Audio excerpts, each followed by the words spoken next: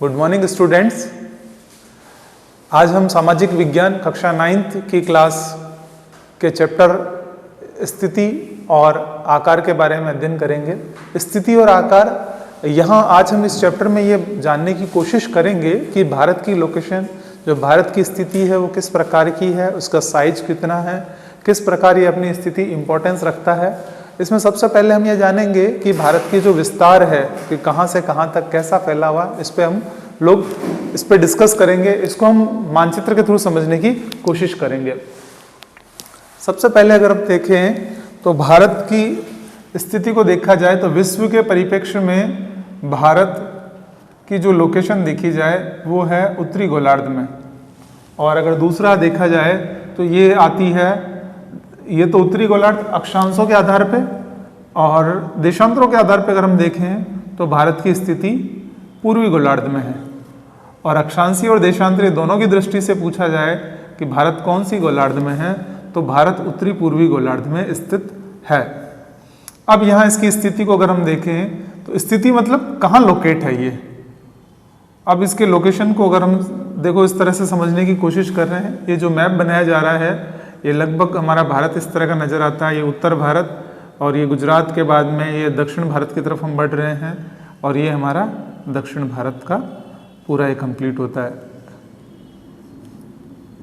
क्योंकि ये बिना मापनी के बनाया गया है तो थोड़ा ये ऊपर नीचे हो सकता है। हमें सबसे पहले ये समझने की जरूरत है कि भारत की जो स्थिति है, लोकेशन है, उस लोकेशन को हम समझने की कोशिश करें तो स्थिति को हम अक्षांशीय और देशांतरीय आधार पर देखते हैं कि इसकी लैटिट्यूड और लॉन्गिट्यूड लोकेशन क्या है। लैटिट्यूड लॉन्गिट्यूड लोकेशन को समझने के लिए सबसे पहले हमें यह जानना जरूरी है कि अक्षांश कहते किसे हैं और देशांतर क्या है। यह कंसेप्ट हम संक्षिप्त में समझेंगे क्योंकि हमारे सिलेबस में इसका डिटेल से नहीं है। तो अक्षांश और देशांतर क्या है। अक्षांश यानी अगर हम कहें विश्व की सबसे बड़ी रेखा या पृथ्वी को दो भागों में काटने वाली रेखा कौन सी है, 0 डिग्री भूमध्य रेखा। इस 0 डिग्री अक्षांश को भूमध्य क्यों कहा गया है, क्योंकि ये धरती के मध्य की रेखा है, भूमध्य रेखा। इसके नाम से ही स्पष्ट है, भू के मध्य से निकलने वाली रेखा।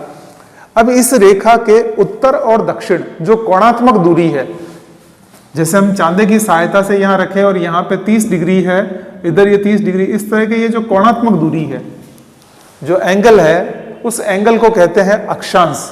और अक्षांश रेखा क्या होगी, एक सिमिलर एंगल को मिलाने वाली काल्पनिक रेखा जो कि पूर्व से पश्चिम की तरफ खींची जाती है, वो अक्षांश कहलाएगी। तो बेसिक कंसेप्ट हमारा ये क्लियर हुआ कि अक्षांश क्या है। अक्षांश वह रेखा है जो पूर्व से पश्चिम की तरफ खींची गई है। They all are imaginary lines, काल्पनिक रेखाएं हैं, ऐसी वास्तविकता में कहीं देखने को नहीं मिलती, ये काल्पनिक रेखाएं हैं। देशांतर की अगर हम बात करें तो विश्व के लगभग मध्य से निकलने वाली 0 डिग्री देशांतर। 0 डिग्री देशांतर का एक अन्य नाम है ग्रीनविच रेखा। यहां अगर हम बात करें, इसे ग्रीनविच लाइन क्यों कहा गया है, ग्रीनविच रेखा इसलिए कहा गया है क्योंकि जिस शहर से ये निकलती है वो ग्रीनविच शहर सेंट्रल में है। अब कई बार प्रश्न ये भी आता है कि ये ग्रीनविच रेखा वहीं से 0 क्यों निकली, कहीं और से भी तो निकल सकती थी। इसके पीछे जो लॉजिकल जवाब ये दिया जाता है क्योंकि उस समय स्टार्टिंग समय में अगर हम देखें 18वीं शताब्दी 19वीं शताब्दी, उस समय अंग्रेजों का बाहुल्य था, पूरे विश्व में उनका शासन था। तो ये मान के चलिए जो शासन कर रहा है तो वो अपने देश को इंपॉर्टेंस देगा, अपनी जगह को इंपॉर्टेंस देगा। इसीलिए 0 जो लंदन के यहाँ से ग्रीनविच शहर से निकलती है, इसलिए इसको ग्रीनविच लाइन कहते हैं।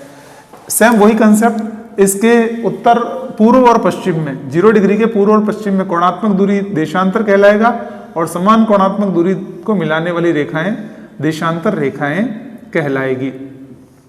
तो यहाँ एक चीज और मैं आपको स्पष्ट कर दूं कि अक्षांश और देशांतर रेखाओं में जो मेन डिफरेंस क्या है।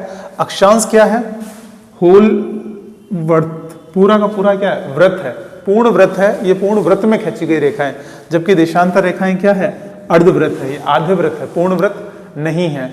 अब एक चीज और ये बनती है कि कितनी संख्या है वो भी हमें ध्यान होनी चाहिए।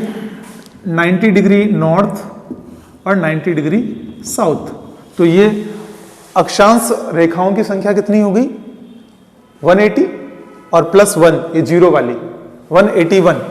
यानी यहां अगर हम कहें 181 अक्षांश है टोटल, और देशांतर की अगर हम बात करें तो देशांतर कितने हैं, ये 360 है, 360, 180 डिग्री पूर्व और 180 डिग्री पश्चिम की तरफ दोनों, तो ये 360 देशांतर है। अब हम मुद्दे पे आते हैं कि भारत की जो लोकेशन है वो कौन से अक्षांश और देशांतर के अंतर्गत आती है। भारत की स्थिति अक्षांश देशांतर रेखा है। अब फिर प्रश्न ये आता है, कई बार हमारे दिमाग में ये प्रश्न उठता है कि ये अक्षांश देशांतर रेखाओं के इस जाल को क्या कहेंगे। अगर ये पूरा का पूरा नेट बना है तो ये नेट क्या कहलाएगा, ये कहलाएगा ग्लोब। पृथ्वी का वास्तविक प्रतिरूप है ग्लोब। पृथ्वी कैसी दिखाई देती है वो ग्लोब के माध्यम से हम समझ सकते हैं। अब ये जो नक्शे बनाए जाते हैं वो ग्लोब के आधार पे ही बनाए जाते हैं, प्रक्षेप के सहायता से इन्हें तैयार किया जाता है। इसके बाद में हम पढ़ें कि भारत का जो अक्षांशीय और देशांतरीय विस्तार, यानी ये हम अक्षांश और देशांतर किस लिए जानते हैं, ताकि विश्व में कोई भी देश कहाँ उसकी लोकेशन है, उस लोकेशन को हम लोग क्या कर सकें, समझ सकें कि उसकी लोकेशन कहाँ है। इसीलिए अक्षांश और देशांतर रेखाओं की जानकारी हमें होनी चाहिए। भारत की अगर हम स्थिति देखें तो भारत का ये स्थलीय स्वरूप ये है, इसके साथ में यहाँ पर कुछ और कुछ ये यहाँ पे हमारा धरातलीय भाग का विस्तार है। ये भारत, लक्षद्वीप और अंडमान निकोबार द्वीप समूह। अंडमान निकोबार द्वीप समूह का सबसे दक्षिणतम बिंदु यह कहलाता है इंदिरा पॉइंट। सबसे दक्षिणतम, और अगर हम कहें सबसे दक्षिणतम बिंदु से भूमध्य रेखा की दूरी कितनी है, 840 किलोमीटर के लगभग है ये। यानी अब इसकी जो लोकेशन देखी जाए, अक्षांशीय और देशांतरीय विस्तार, यहां मैंने जो लिखा है अक्षांशीय और देशांतरीय विस्तार कि 8 डिग्री 4 मिनट से 37 डिग्री 6 मिनट उत्तरी अक्षांश के बीच में इसका विस्तार है। तो ये जो विस्तार देखा जाएगा वो यहां से इसकी लोकेशन देखी जाती है 8 डिग्री एंड 4 मिनट। यहां जो ये अक्षांश और देशांतर की यूनिट्स होती है, डिग्री को हम 0 से पढ़ते हैं, मिनट के लिए सिंगल लाइन और सेकंड्स के लिए डबल लाइंस। तो ये है डिग्री, ये कहलाता है मिनट, और ये डबल लाइन अगर होती है तो ये कहलाएगा सेकंड। तो यूनिट्स हमें पता होनी चाहिए। जब हम एग्जाम में लिखते हैं तो हमें उसकी यूनिट्स लिखें और उसकी लोकेशन दें कि वो कहां से कहां तक है। तो ये 8 डिग्री 4 मिनट कौन सी है, उत्तरी अक्षांश में, नॉर्थ में है। यहां से लेके ये जो हमारा उत्तरतम बिंदु है ये कितना आता है, 37 डिग्री 6 मिनट उत्तरी अक्षांश के मध्य फैला हुआ है। तो भारत की अगर हम स्थिति देखी जाए तो भारत का अक्षांशीय विस्तार कितना है, 8 डिग्री 4 मिनट से 37 डिग्री 6 मिनट उत्तरी अक्षांश के मध्य। अगर यही ये प्रश्न आप लोगों की 9th क्लास में नहीं पूछा जाता है, लेकिन कंपटीशन लेवल पे अगर प्रश्न आता है तो वहां ये आता है कि भारत का जो प्रारंभिक बिंदु है, यानी यहाँ ये द्वीप समूह वाला, ये कितने अक्षांश पे है। तो यहाँ इसका सही जवाब ये है कि ये 6 डिग्री 4 मिनट उत्तरी अक्षांश से शुरू हो जाता है। लेकिन क्योंकि हमारा मुख्य स्थलीय भाग 8 डिग्री यहाँ से शुरू होता है, इसलिए हम 8 डिग्री 4 मिनट से लेके 37 डिग्री 6 मिनट अक्षांशीय विस्तार कहेंगे। ये वाला भाग हमारा थोड़ा ये द्वीपीय समूह है और दक्षिणतम बिंदु इंदिरा पॉइंट यहाँ पे स्थित है। ये तो स्थिति हुई अक्षांशीय विस्तार की। फिर इसकी स्थिति में दूसरी चीज आती है देशांतरीय विस्तार, कि देशांतर कहाँ से कहाँ तक फैला हुआ है। तो यहाँ अगर हम देशांतर की बात करें तो यहाँ ये देशांतरीय विस्तार हमारा शुरू होता है 68 डिग्री 7 मिनट से, और ये कौन से दिशा में है, पूर्व में। तो यहाँ हम ये लिखेंगे पूर्वी देशांतर से लेके 97 डिग्री 97 डिग्री 25 मिनट पूर्वी देशांतर के बीच में फैला हुआ है। तो आपको ये आंकड़े याद रखने होंगे क्योंकि एग्जाम में पूछे जाते हैं। साथ ही जब आप इसको मैप की सहायता से याद रखेंगे तो ये क्या होगा, आपको परमानेंट याद रहेंगे। बाकी आप इनको रटेंगे, हो सकता है डेटा आपको थोड़ा मिसमैच हो जाए, लेकिन जब आप मैप बना के इस तरीके से करेंगे तो आपको आसानी से याद रहेंगे। तो पहली चीज तो ये रही कि हमारा जो अक्षांशीय विस्तार कितना है, 8 डिग्री 4 मिनट से लेकर 37 डिग्री 6 मिनट उत्तरी अक्षांश के बीच में, और देशांतरीय विस्तार 68 डिग्री 7 मिनट से लेके 97 डिग्री 25 मिनट पूर्वी देशांतर के बीच में ये भारत का पूरा विस्तार फैला हुआ है। यानी ये भारत विस्तृत इस तरह से पूरा फैला हुआ है। अब यहाँ भारत की अगर हम स्थिति को देखें तो ये तो हुई, हम स्थिति की बात कर रहे हैं। स्थिति में यानी कहाँ से कहाँ तक विस्तृत है और कौन कौन से देशांतर यहाँ फैले हुए हैं। यहाँ पर एक लाइन और आती है इंपॉर्टेंट 23.5 डिग्री उत्तरी अक्षांश। यहां अगर हम 23.5 उत्तरी अक्षांश की बात करें तो इसे किस नाम से जाना जाता है? यह कहलाती है कर्क रेखा। इस कर्क रेखा से अगर हम देखें तो भारत की स्थिति जो विभाजन है मुख्य रूप से दो तरह से विभाजित हो जाता है। कर्क रेखा के उत्तर वाला नॉर्थ इंडिया और इधर इसके दक्षिण वाला भाग ये साउथ इंडिया कहलाता है, यानी उत्तर भारत और दक्षिण भारत। अब यहां हम कहें कि हमने ये उत्तरी भारत और दक्षिण भारत विभाजन तो कर दिया, किस आधार पर किया है? कर्क रेखा के आधार पर। इस विभाजन के साथ साथ एक चीज ये भी रहती है कि ये वह रेखा है जिसके बाद सूर्य की किरणें हमेशा टिल्ट रहती, तिरछी रहती, कभी सीधी नहीं पड़ती है। और 23.5 डिग्री उत्तर से लेकर 23.5 डिग्री दक्षिण अक्षांश के मध्य ही सूर्य की किरणें सीधी पड़ती है। यहाँ 23.5 डिग्री यानी कर्क रेखा पर किस दिन सूर्य की किरणें सीधी पड़ती है? तो यहाँ एक डेट आती है 21 जून। हर 21 जून के दिन, प्रति 21 जून के दिन सूर्य की किरणें इस कर्क रेखा पर सीधी पड़ती है। इसीलिए जून के महीने में यहाँ टेम्परेचर बहुत ज्यादा हाई रहता है। ये टेम्परेचर का इम्पैक्ट सबसे ज्यादा कहाँ पड़ेगा? नॉर्थ इंडिया पे रहेगा। साउथ इंडिया पे तापमान का प्रभाव कम देखने को मिलता है। यहाँ सर्दियों में अधिक सर्दी यहाँ और गर्मियों में अधिक गर्मी रहती है, जबकि दक्षिण भारत में अगर हम देखें तो न तो अधिक सर्दी रहती है न अधिक गर्मी रहती है। तो प्रश्न हमारे दिमाग में फिर ये बनता है, पूछा जा सकता है कि दक्षिण भारत में सम जलवायु होने का कारण क्या है? तो यहाँ सम जलवायु का कारण क्या है? इसके तीनों तरफ समुद्र का होना, समुद्री प्रभाव के कारण यहाँ सम जलवायु रहती है। सम जलवायु मतलब अधिक गर्मी भी नहीं रहती है और अधिक ठंडक भी नहीं रहती है। इसके अगर हम इसके लॉजिक पे पहुंचे तो यहाँ ये फिर और चीज आती है। आप बड़ी क्लासेस में आओगे तब ये पढ़ोगे कि यहाँ पे जो स्थानीय समीर चलती है, स्थानीय हवाएं चलती है, लोकल जो विंड्स चलती है, उसके इम्पैक्ट के कारण ये होता है। जल समीर और स्थल समीर दो तरह की हवाएं चलती है, उनके प्रभाव के कारण यहाँ ये सम जलवायु रहती है। अब हम इसकी स्थिति में ये चीज देखें, ये हमारा जो संपूर्ण भारत है, इस भारत में मुख्य रूप से अगर हम देखें तो वर्तमान समय में जो 28 स्टेट्स बने हुए हैं और जो द्वीप समूह देखे जाए, यूनियन टेरिटरीज, जिसको कि हम कहेंगे यूनियन टेरिटरीज, जो हमारे केंद्र शासित प्रदेश है, केंद्र शासित प्रदेशों की संख्या 8 है, 8 हो गई है। अब इसके बाद में फिर हम आगे बढ़े कि ये और इसके चारों तरफ कौन कौन से देश हैं, क्या है, उसको भी हम विस्तार से पढ़ेंगे। ये आपके सिलेबस में ही है। भारत के पड़ोसी देश कौन कौन से हैं वो हम आगे वाले बिंदु में पढ़ेंगे। अब इसके बाद में हम आकार की बात करते हैं। ये तो हमने पढ़ी स्थिति, लोकेशन की, कहाँ लोकेट है, किस तरीके से इसका विस्तार है। फिर हम बढ़ते हैं आकार की बात करते हैं। आकार में अगर हम देखें तो भारत का जो कुल क्षेत्रफल है वो कितना है? 32.8 लाख वर्ग किलोमीटर, यानी 32,87,283 वर्ग किलोमीटर टोटल ये हमारा एरिया है हमारे पास, यानी इसका विस्तार इतना है। और अगर हम देखें विश्व के कुल क्षेत्रफल का कितना है? 2.4% है। पूरे विश्व को अगर हम सारे विश्व के महाद्वीपीय स्थल को देखें, महाद्वीपीय स्थल का सिर्फ 2.4% हमारे पास है, यानी भारत में सिर्फ 2.4% है। और पॉपुलेशन की अगर बात करें तो पॉपुलेशन यहाँ 70% पॉपुलेशन इसी इंडिया में रहती है, इसीलिए यहाँ जनसंख्या का दबाव बहुत अधिक है।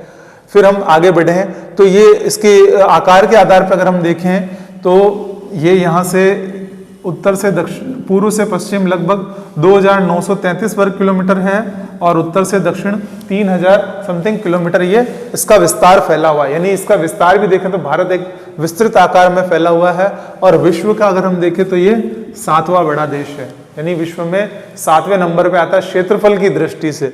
और जनसंख्या की दृष्टि से अगर आपसे प्रश्न पूछ लिया जाए कि जनसंख्या की दृष्टि से भारत का कौन सा स्थान है, तो जनसंख्या की दृष्टि से दूसरे स्थान पे आता है और क्षेत्रफल की दृष्टि से ये 7वें बड़े देश के रूप में जाना जाता है। फिर इसके बाद में हम आगे बढ़े हैं तो यहाँ ये फिर कंडीशंस ये आती है कि जो इसका आकार है, आकार की अगर हम बात करें तो भारत का ये जो स्थिति है ये प्रायद्वीपीय भारत कहलाता है। दक्षिणी भारत को प्रायद्वीपीय भारत कहा जाता है। और यहाँ अगर हम भौगोलिक स्थिति देखें तो यहाँ पे ये हिमालय पर्वत फैला हुआ है और यहाँ पे तो ये हिमालय पर्वत के कारण भारत अपने आप में विश्व में एक उपमहाद्वीपीय स्थिति के रूप में दिखाई देता है। यानी अगर हम इसकी लोकेशन देखें तो सैटेलाइट से अगर देखें तो ये एशिया से एकदम अलग दक्षिण की तरफ में फैला हुआ है।